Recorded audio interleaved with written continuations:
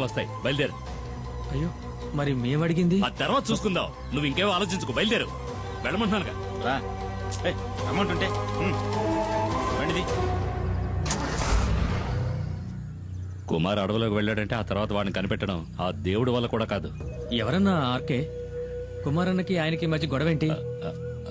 అది 4-5 ఏళ్ల క్రితం జరిగింది. ఒకరోజు లోయర్ క్యాంప్ దగ్గరికి పులి వచ్చింది.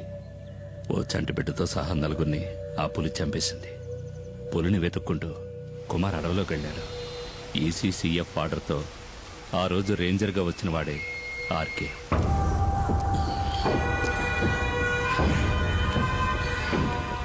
అడవి జంతువు మాంసం అడవిలో అమ్మాయిల్ని రుచి మరిగినవాడు బయటికి రాలేడు కదా.